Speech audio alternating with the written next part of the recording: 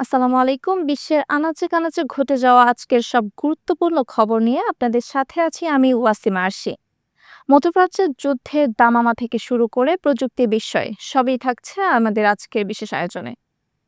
Iran ও যুক্তরাষ্ট্রের মধ্যকার চলমান রক্তক্ষয়ী সংঘাত থামাতে বড় সাফল্য দেখিয়েছে পাকিস্তান। প্রধানমন্ত্রী শাহবাজ শরীফ ও সেনাপ্রধান জেনারেল আসিম মনিরের বিশেষ অনুরোধে প্রেসিডেন্ট ডোনাল্ড ট্রাম্প 2 সপ্তাহের সাময়িক যুদ্ধবিরতির মেয়াদ অনির্দিষ্টকালের জন্য বাড়াতে সম্মত হয়েছেন। ট্রাম্প তার ট্রুথ সোশ্যাল বার্তায় জানিয়েছেন, ইরানকে একটি সুসংহত শান্তি প্রস্তাব জমা দেওয়ার সুযোগ দিতেই তিনি এই সিদ্ধান্ত নিয়েছেন।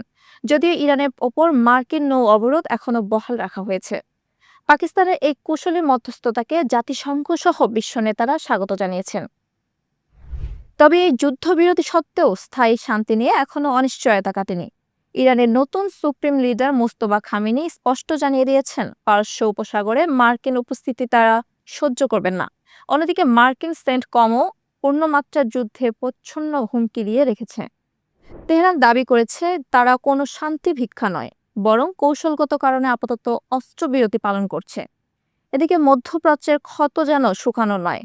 গাজার উত্তর অংশে এখনো যে পরিস্থিতি বিরাজ করছে তাকে জাতিসংঘ বর্ণনা করেছে মর্ত্যের নরক হিসেবে। সেখানে কয়েক লাখ মানুষ এখন শুধু ঘাস আর পশু খাদ্যকে বেঁচে থাকার চেষ্টা করছেন। ইসরায়েলি বাহিনীর কঠোর অবরোধের কারণে প্রয়োজনীয় ওষুধ এবং শিশু খাদ্য পৌঁছাতে পারছে না। প্রতিটি গলি থেকে এখন ভেসে আসছে ক্ষুধার আর্তনাদ। আন্তর্জাতিক মানবাধিকার সংস্থাগুলো বলছে, গত ৪৮ ঘন্টায় সেখানে অপুষ্টিতে ভুগে আরও কয়েক ডজন শিশু মৃত্যু হয়েছে। আমেরিকান যুদ্ধবিরতির কথা বললেও বাস্তবে গাজার উপর থেকে অবরোধ সরানোর কোনো কার্যকর পদক্ষেপ দেখা যাচ্ছে না। সাধারণ মানুষের একটাই প্রশ্ন, আর কত প্রাণ গেলে বিশ্ব বিবেক জেগে উঠবে? রাজনীতির এই খেলায় গাজার নিষ্পাপ শিশুদের শৈশব আজ ধ্বংসস্তূপের নিচে চাপা পড়ে গেছে। রাশিয়া ইউক্রেন যুদ্ধ এখন এক নতুন এবং ভয়ঙ্কর মোড় নিয়েছে। গতরাতে ইউক্রেনের রাজধানী কিয়েভে রাশিয়া এমন এক শক্তিশালী ক্ষেপণাস্ত্র হামলা চালিয়েছে, যা গত 1 বছরের মধ্যে সবচেয়ে ভয়াবহ। আকাশ প্রতিরক্ষা ব্যবস্থা দিয়ে ইউক্রেন কিছু ড্রোন ধ্বংস করতে পারলেও বেশ কিছু ক্ষেপণাস্ত্র সরাসরি জনবহুল এলাকায় আঘাত এনেছে। এতে ধসে পড়েছে একাধিক আবাসিক ভবন, বিদ্যুৎহীন হয়ে পড়েছে শহরের বড় একটি অংশ। প্রেসিডেন্ট জেলেনস্কি আজ সকালেই এক ভিডিও বার্তায় বিশ্ব নেতাদের প্রতি ধিক্কার জানিয়েছেন। Роботу з об'єктами енергетики та інфраструктури. Це об'єкти критичні для проходження зими. তিনি বলেছেন, ইউক্রেনকে একা ফেলে রাখা হয়েছে। অবিলম্বে যদি অত্যাধুনিক আকাশ প্রতিরক্ষা ব্যবস্থা না পাওয়া যায়, তবে কিয়েভকে রক্ষা করা কঠিন হয়ে পড়বে। এই যুদ্ধ শুধু দুটি দেশের সীমান্ত সংঘর্ষ নয়, এটি এখন পুরনো ইউরোপের নিরাপত্তার জন্য হুমকি হয়ে দাঁড়িয়েছে। ওপেন এআই আজ তাদের সবচেয়ে শক্তিশালী কৃত্রিম বুদ্ধিমত্তা GPT-5 উন্মোচন করেছে। গবেষকরা দাবি করেছেন এটি আগের সংস্করণের চেয়ে 1000 গুণ বেশি শক্তিশালী। এটি কেবল তথ্য দিতে পারে না, বরং মানুষের আবেগ বুঝতে এবং অতি জটিল বৈজ্ঞানিক গবেষণায় স্বয়ংক্রিয়ভাবে অংশ নিতে সক্ষম। প্রযুক্তিবিদরা একে পঞ্চম শিল্প বিপ্লব হিসেবে দেখছেন। তবে মুদ্রার উল্টো পিঠেও আছে। GPT-5 আসার ফলে বিশ্বের লাখ লাখ কর্পোরেট কর্মীর চাকরি হারানোর আশঙ্কা দেখা দিয়েছে।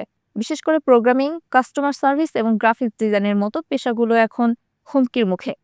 প্রযুক্তির এই অগ্রযাত্রা আমাদের জীবন সহজ করবে নাকি আরো কঠিন, সেই বিতর্ক এখন তুঙ্গে। 2026 সালের এই এপ্রিল মাসে পৃথিবী যেন আক্ষরিক অর্থেই ফুটন্ত কড়াইয়ে পরিণত হয়েছে। ইউরোপ থেকে এশিয়া, প্রতিটি মহাদেশে তাপমাত্রা অতীতের সব রেকর্ড ছাড়িয়ে গেছে।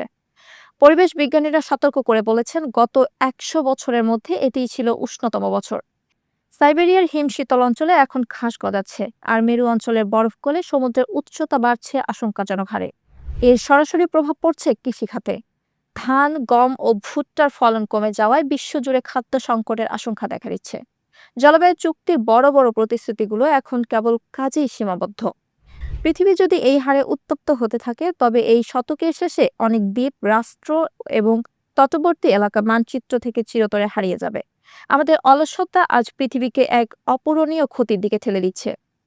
সব হতাশা আর যুদ্ধের খবরের মাঝে আনন্দের বার্তা নিয়ে আসছে 2026 ফিফা বিশ্বকাপ। ফুটবলের এই মহোৎসব শুরু হতে আর মাত্র কয়েক সপ্তাহ বাকি। উত্তরে আমেরিকার 3টি দেশ, যুক্তরাষ্ট্র, কানাডা ও মেক্সিকো এখন সেজেছে রঙিন সাজে।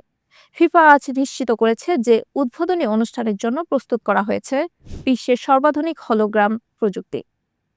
এবারে বিশ্বকাপে অংশ নেওয়া দেশগুলোর খেলোয়াড়রা ইতিমধ্যে নিজ নিজ ক্যাম্পে যোগ দিয়েছেন। মেসি নেইমারের উত্তরসূরিদের লড়াই দেখতে বিশ্বজুড়ে প্রায় ৩ বিলিয়ন মানুষ টিভির পর্দায় চোখ রাখবেন বলে ধারণা করা হচ্ছে। স্টেডিয়ামগুলোর নিরাপত্তা নিশ্চিত করতে নিয়োগ করা হয়েছে বিশেষায়িত ড্রোন ফোর্স। সব মিলিয়ে রাজনীতির মাঠ তপ্ত থাকলেও খেলার মাঠ এখন সম্প্রতি এক নতুন উদাহরণ তৈরির অপেক্ষায়।